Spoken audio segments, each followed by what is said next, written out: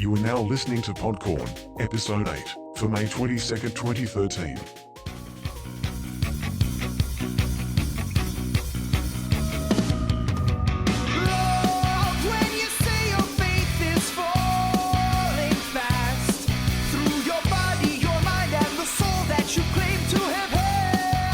Why are you pointing at me? It's your turn. We went through this last time. No, for once, you're gonna do it. I blew you out of the water last time. When? During the intro.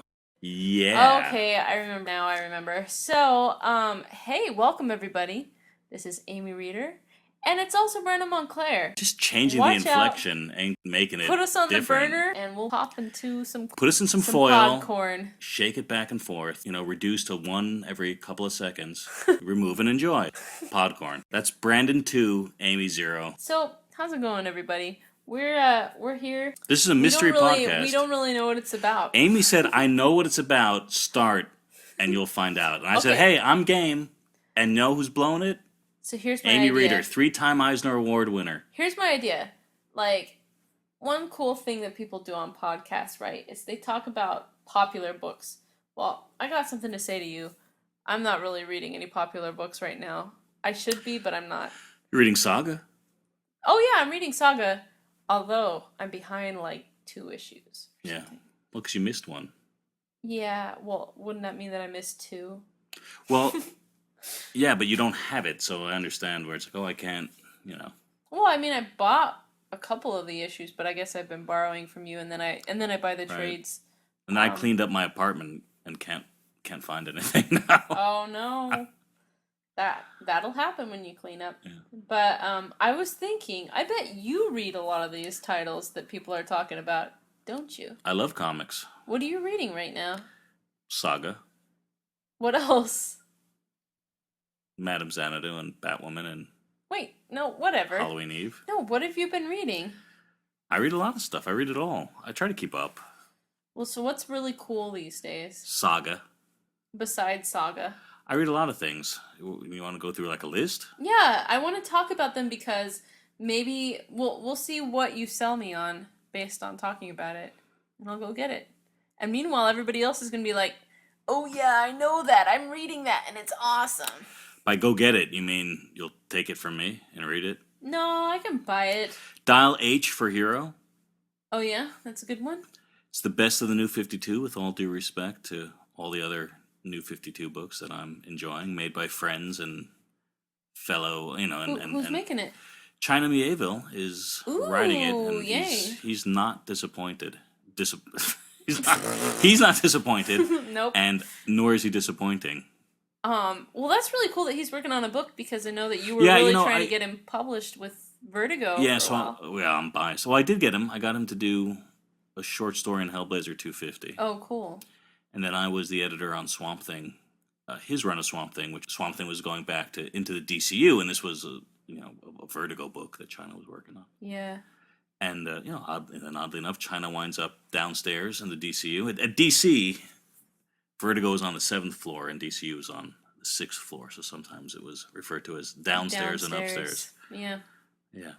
So not to be too insider for everybody. No, we're bringing them into the inside, so it's good. Brian Boland is a Hall of Famer. Yeah. He's doing the covers, and I'm as long as I've been around, and as much as he's worked on tons of books I liked, I've never been like a huge Brian Boland fan. Mm-hmm.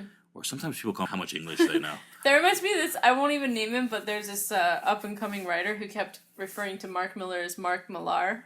Yeah. And then I hear a lot of people say Mark Millar. Oh, really? I mean? Okay, yeah, okay. So it's not just him. So much so that it makes me worried that maybe he pronounces his name Mark Millar, but I don't know. Yeah. I think most people in the know call him Mark Millar, but I don't know. Yeah. But that's just one of those weird UK names, right? That just people spell it differently than it's normal. They don't speak English over there too well. I love the Brian Boland covers to Dial H. I really do. I really have to check this out. Well, who's it about? What's Dial H? Well, you caught me unawares, and there's I hate reviews that don't talk about the artists, and I really like the artist, and he was, he has an unusual name, and look it up. Well, that makes for great radio. Let's pause and look them up. No, you can talk while I'm looking him up. But no, and it switched, and there's been a couple of other artists. So I'm going to feel bad for not having that at my fingertips. Bummer. But it's a good story. Dial H for I think it's just Dial H. I believe there's a little mystery behind it because it's based on an old property called Dial H for Hero about a kid who found a magic phone, and every time he would dial it, he would turn into a different superhero with totally different powers. Nice. So China has this schlub, this older guy who kind of randomly dials and keys into the power, and and start and Schlub meaning like a. He's unlike most leading character. He's overweight and he's got a lot of problems, and he's what I mean, and he's not nor shouldn't be very heroic. Okay. But yeah. And then it's China getting to go wild with, because they were crazy heroes. It wouldn't be like, oh, I'm Batman or I'm something that you would think of. It would be, like just outrageously different oddball things. You know what I mean? Yeah, like just stuff that, like, ooh, so could he just pick people, do you think? Like, I mean, with the DC. Well, he's created. No, because you become no. It's like they're all new heroes. You know what I mean? Really? The people, with strange superpowers and stuff like that. So half of the fun is what's going to be invented next. What kind of throwaway character? But then they make comebacks. Yeah, dude, you know what? He is in a good position because I bet like one or two of those guys are going to get really popular, and then suddenly they're going to become a hero. I don't know. Dial H is not, like it's not that sort of thing. Well, it's not, it's not the biggest seller in the world, right? So yeah, well, as a property, there was a very good series. It's probably 10 years old now by Will Pfeiffer. It was the writer. Called H.E.R.O. It was just like H.E.R.O. Oh, okay. Which was again and you know what? China's starting to play a little bit with that too. But Dial H for Hero. Cool. What else are you reading? Saga, and I've read the last 2 issues of Saga also. Very controversial. Yeah, did you see the controversial one? Yeah. Oh my gosh. Did you see that one too? Because I know you. I saw the pages online. Yeah, you love it. Whatever. I don't mean, in that way. I mean the controversy. I don't love the controversy. No? No. I kind of, yeah, I think it's silly that they, I think it's silly that it was, held back or whatever, all things considered. At the same time, I thought that it was maybe more explicit than some other things, not just because it was gay sex. Right. But yeah, I mean, obviously they had shown plenty of other things. You don't get excited by that kind of controversy? No, I mean, I read up on it and stuff. But like, I mean, I don't really do that controversial of thing. I see your eyes getting wider and your fingers literally count, like what? Counting the tips, What? You know what I'm saying? Right now I'm doing that? No, when I'm gonna get that comic, like the excitement, you know what I mean? Like the dappling of fingertip to fingertips and the smile you can't contain and. But I haven't even gotten the comic. Dilated pupils. But I didn't even get the comic. So what does that say? I guess it says that, your interest dies pretty fast. Okay. I don't know. No, I don't know. It's kind of interesting. Like, there's a lot of do you find the dude in Saga like incredibly appealing? Which dude? The main Marcos? Dude. Yeah. No, but I think that like because I'm reading it, it's like is he supposed to be the? Because I think she's definitely supposed to be. The girl's really pretty. Well, no, it's not the look. It's that she's supposed to be every dude's fantasy, kind of, but not in a throwaway sense. But there is like a lot of that where it's like, oh, she would make the perfect girlfriend in a lot of ways. Even her faults are kind of appealing in a way. So it's like, and how everyone has different tastes. So how can you zero in on that? But I definitely, and I sometimes think, well, wow, it's like she's so much a guy's fantasy. Uh-huh. Is that is that wrong? Not that I care so much about the politics. But I'm like, oh, is that a little bit? You know what I mean? Is that a little bit too objectifying? But then it's like, well, Marcos, is he every girl's fantasy? Not, again, impossible to say because everyone has different tastes. Yeah, I mean, But like I he's don't Fiona think- Staples' fantasy, I think. Yeah, she even said so. I think. Oh yeah. Yeah. You can kind of tell. I mean, what's the bounty hunter's name? The Questioner or something like that. Yeah, the Questioner. I like that you're not even gonna help me, but I think his name is the Saga. he's pretty good looking. And then I have a thing for TV head. He's pretty hot. Really? Yeah, I don't know why. I think I like guys with TV heads. with TV heads and with those shoulder thingies. I drew Raymond with the shoulder thingies. You must have gone crazy like when Sergeant Pepper's came out when you were a kid.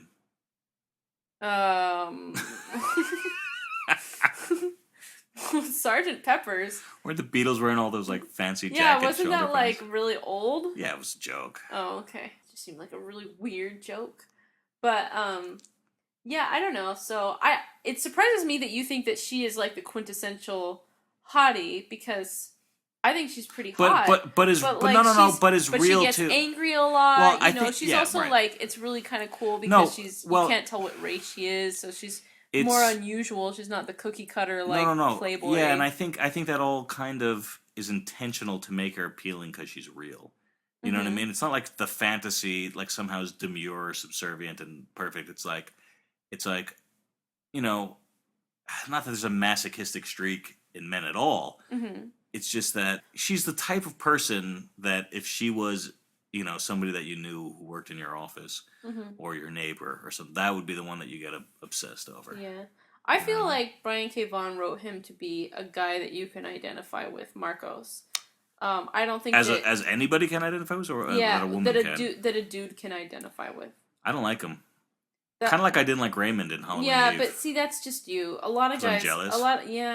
No, you're not jealous. Because he took my girlfriend Alana, just like Raymond tried to take my girlfriend You just like Eve. to think that you're cooler than these guys. Listen, who's cooler, me or Marcos? Well, there's your question. You gotta ask yourself, man. So. Okay, man.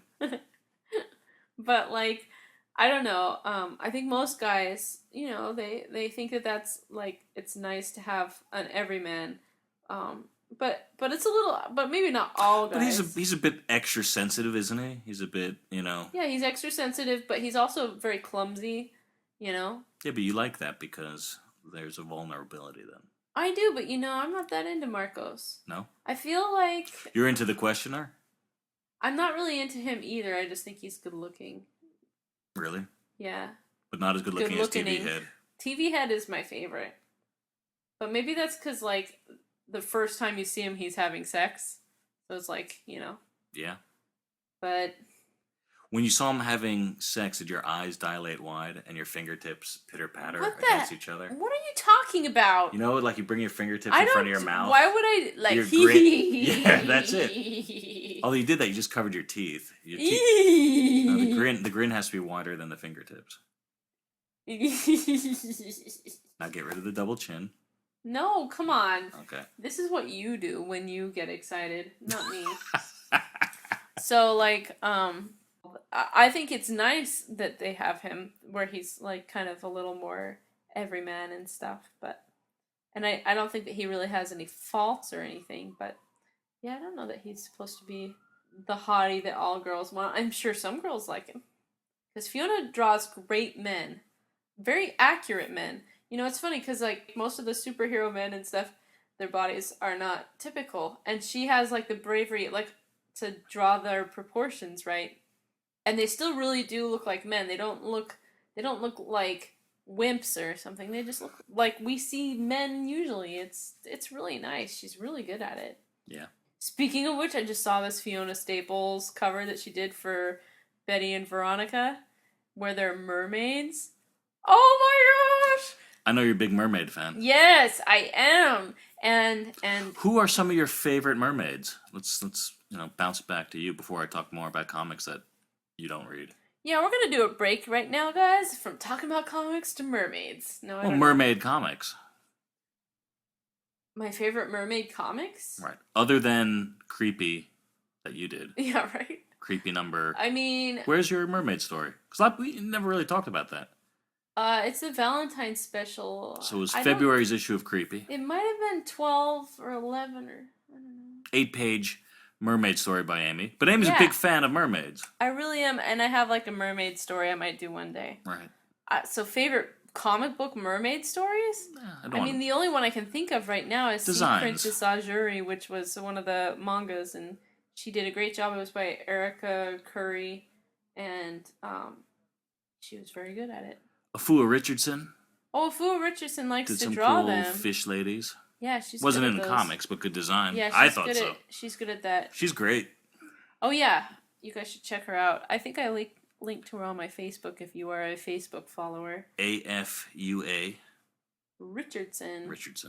Yep. I don't know how to spell Richardson, so I just stopped with the first name. Yeah, you guys are gonna have to figure out that one. And Fiona Staples. Also, Kaluta drew some really great mermaids. Was the Fiona Staples cover in, like, because they have a pretty, I don't want to say rigid house style, because maybe they gave her some freedom, but oh my gosh, it was totally in her style. That's cool. And that was really interesting to me, because, like, I've been asked to do covers on certain things that are super cartoony, and I'm always like, how would I approach it? You know, would I go, like, maybe still really my style, but a little cartoonier, or would I totally go all the way accurate to what my style is? And she totally went all the way, and I was kind of envious. It was so, so cool. Yeah, she just released it today online, and I was like, yes! So, anyway, it made me want to read Betty and Veronica. And usually I don't, because I'm like a weird person with style. You know, certain styles just don't mesh with me. You know, Archie, like I said, talk about a house style. People say, oh, I'm so cramped maybe working for a DC or a Marvel house style. You know, you hear that even more at DC, which...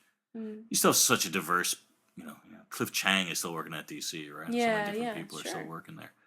But, you know, Archie, I think you really do have to make it look like the last guy that did Archie. Yeah, you kind of have to change it a little. Or if you're working on a book like Looney Tunes, like you said, cartoony stuff. But when you ask Fiona Staples to do a cover... Well, that's nice, yeah, to let her do it in her own style. Yeah, that's really cool. My fantasy when I was working at DC was to work on Scooby Doo, which was like... You know, I worked for Bob Schreck, so it was always special projects. And a lot of other people just kind of had to do a lot more grunt work. So, I mean, I was so lucky to work on such great books. But a lot of other assistants, they'd be like, oh, I got to do Scooby-Doo, and I hate it. It's like, I would die to do Scooby-Doo. Yeah. And I remember Frank Whiteley being a big fan saying, you know, if you get to do Scooby-Doo, I'll do a cover, you know. Oh. Man, that sucks. That'd be cool to have him on they wouldn't let him, though, I bet. Like, I'd go to that and I'd get yelled at by Dan DiDio or somebody. Yeah, there's kind of like a complicated thing at DC where if you're too high profile, you sort of don't get to do low profile things anymore. And then the problem with that is that then you get kind of noodled with all the time, or you're waiting on script because you got some big star writer or something like that. So it's kind of like, I mean... He said he had a thing for Velma, but I thought that was like an obvious thing to say. Well, why don't you critique his own opinions? So tell us more. Because who's going to say Daphne? You know what I mean? It's like, oh no, Velma, whatever, you know? Hey, you. Yeah? What's the top book that you're reading at Marvel? What's your favorite? At Marvel? You know, it's a top book for... it's not my top book, but I'm going to answer it differently because it's a top book for a lot of people. I've come around on it a bit, which is Hawkguy. And everyone's really digging Hawkguy, and it's good. It's like... Sometimes I'm contrary, where it's like, oh, well, you know, everyone says it's the best, so I read it and say it and try to, like, you know... Understand? No, I try to be an asshole and say, no, this isn't as good because I'm jealous. Why, because I just read it and I can tell you why it sucks. Yeah, exactly. No, but no, that's like... How many people do you think buy comics for spite? I don't know, but a lot, you know, we talk about, you know, there's a lot of reviewers who, like, have to be contrarian assholes. And you know what? It's a really well-made book. It's really different. In this day and age, and this is not a dig or the traditional dig at superhero stuff, but to do something different and to have it be successful is something that should always be applauded. Yeah. And so I look at Hawkeye, and it means so much to so many people. All different kinds of friends I have who read comics dig it and like everything everybody loves it. And it's like, what, you know, and you know, it's had, you know, it's like I said, its artists have had to David Aja or Aja, I don't know how it's pronounced. yeah. AJA. Yeah. He was the original artist, and I think he's still rotating in and out. Mm-hmm. But it's great stuff. But more than it being great stuff, it's just the loyalty that it's built. And Saga's the same way. You know what I mean?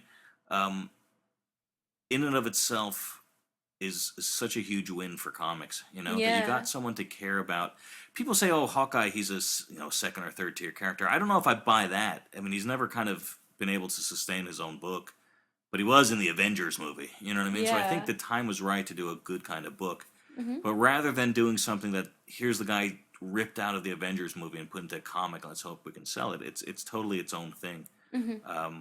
I guess a criticism of it, which I have sometimes on books, is that and I'm not a purist in any sense of the word, but like it doesn't feel like, oh, here's a Hawkeye story, and it could only be a Hawkeye story. You couldn't tell this with any other character. It seems more like this. It has so much of Fraction and the different artists he's working on, their individual voice gets put into it. Yeah. So it's like, well, and I don't know, like I said, maybe that's like I said, maybe I guess I am sounding like a purist, but it's Matt Fraction's book, and it's a success, and people are really digging it.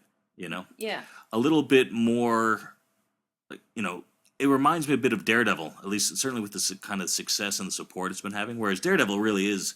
You know what I just realized? I just realized that I didn't know that I was thinking of them as the same book until you said that. They are kind of similar, and maybe in design it looks the same or something. Well, I think except it's Mark Waid's writing it with rotating artists on Daredevil, and it's not a Mark Waid voice, and it's like I said, and that's to take nothing away from Hawkeye. Sometimes you see that in actors, right? It's like every time you see Jack Nicholson or Christopher Walken, they play Jack Nicholson or Christopher Walken, or Samuel L. Jackson always plays Samuel L. Jackson. Mm-hmm. And Fraction's done a lot of different things, so I'm not saying, it's not like, oh, it sounds like all of his other books. It's just like, he kind of, it seems like he wanted, this is maybe, hey, I want to do this book. Who can I do it with? Hey, how about Hawkeye? Okay. You know what I mean? But again, it's I hate criticizing things, because it's especially things that have been successful, and especially things that have been successful despite a world that doesn't like those things to be successful. Because as much as I loved, and as much as I'm sure there are people at Marvel and DC who go to bat for oddball titles all the time, it's really hard. Like I say, being on the inside, for whatever reason, it's like to do anything different. It's hard because the fans don't always accept it, and the retailers don't always accept it. But even inside the office, it's like, it's so hard to get it. Yeah, it's like people. Because, and you made this point on another podcast that when the Three Chicks podcast interviewed you. Mm-hmm. It's like, if you're working at Marvel or DC, all it takes is like and it doesn't even have to be a creative member of the book, but someone like in the food chain, kind of not digging your stuff so much, or being critical of it, and it can like derail everything for a creator. And nobody intends to do that. Everyone just wants to make the best books.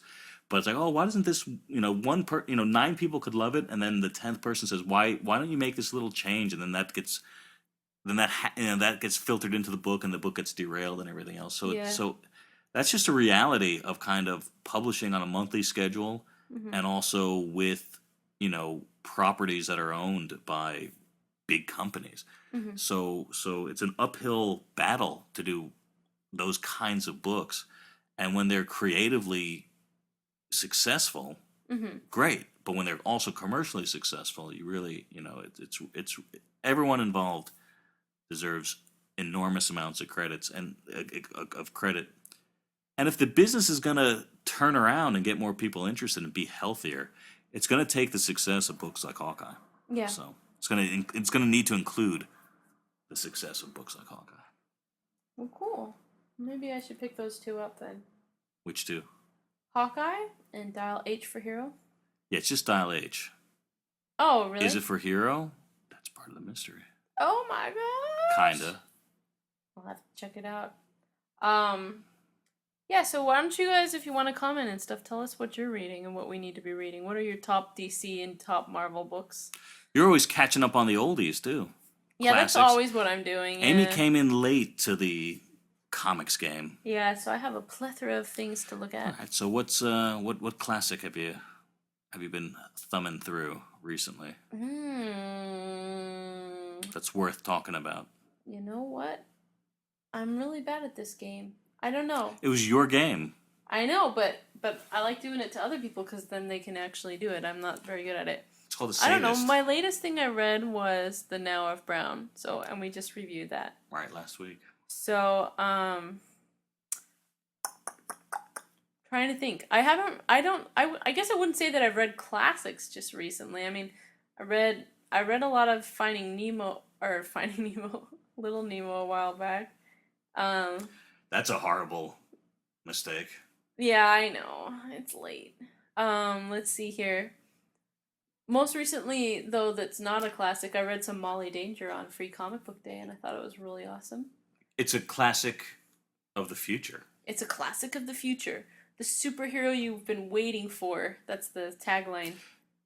Jamal did a very successful Kickstarter. Yep, Jamal Igle wrote and drew Molly Danger. Got to do his own thing, Yep. thanks to the support of others. Yeah, and it's How was not... the Free Comic Book Day It was offering? Good. You know, it was too short, but that's what happens. So, you know, that's a bummer for me, but he said it was going to come out in like July or August. So I already backed his book, so I'm just waiting for it to come. What'd you like about the preview? You know what I liked?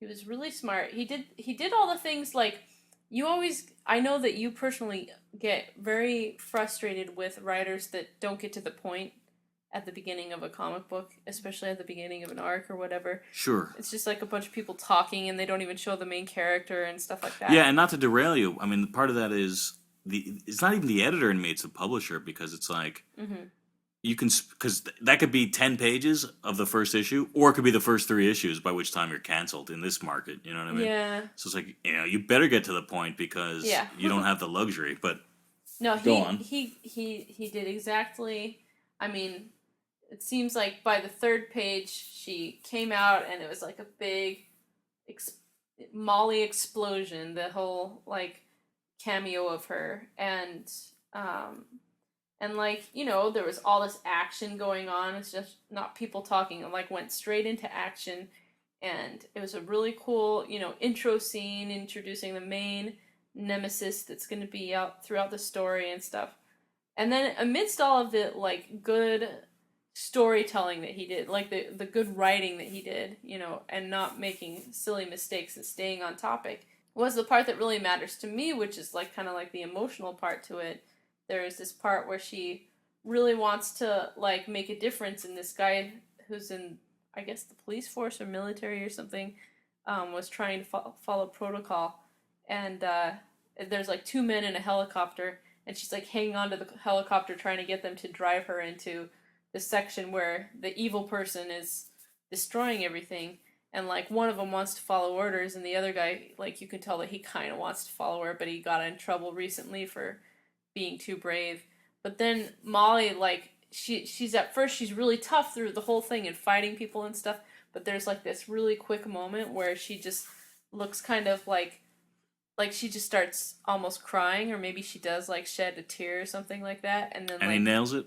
And then he goes and does it, and or he's just about to, and then you see this face, and she's like smiling, like heh heh heh, you know what I mean? Like she immediately goes back to hero pompous state, you know what I mean, that she had before, and then went and saved the day. And I thought that was like really a cool moment. And it's for younger readers as well. I mean, all ages, not just younger readers. It's all ages, yeah. But he said that he wrote it like a movie made for kids that's also written for adults. So like, sure. I mean, I guess he didn't say that specifically, but he was saying that he wrote it sort of like how they write The Incredibles and stuff. Lots of action, something everybody can get into. Molly Danger sounds like a popcorn comic. Yeah. And this Except is PODCORN. that's really gross because like you're gonna get pages all greasy. Then it won't be mint anymore. Yeah, you're gonna have to lick those fingers and maybe. Well, that ain't gonna wipes. help. Yeah, I know. I lick my fingers. I'll admit, like I don't like using napkins because all the tasty things end up on your fingers. You eat Doritos and you wipe your hands off. That's ridiculous. I don't even know why you're eating Doritos. That's all I gotta say about that. And with that... There's another Kickstarter I heard is pretty good, still going on. Oh, you mean ours? Is that the one? Is that the one that's really good? Oh, yeah, really good. Rocket Girl, check it out. Yeah, check out Rocket Girl on Kickstarter. And Yeah. check us out on Twitter, @BMontclair. And @Amy Reader with 3 E's. Definitely check out I'm working our that out in my head, sorry. Kickstarter, of course, which I'm sure we've linked to a bunch. @BMontclair, 1 E. No, People yeah. always spell my last name Yeah, wrong. his last name is hard, so just, pay extra careful attention. Yeah, but figure it out. You know what's name easy? Chris Robinson. @Chris Robinson has been taking care of us on these podcasts. Thank you, Chris. Fade out, Chris. America.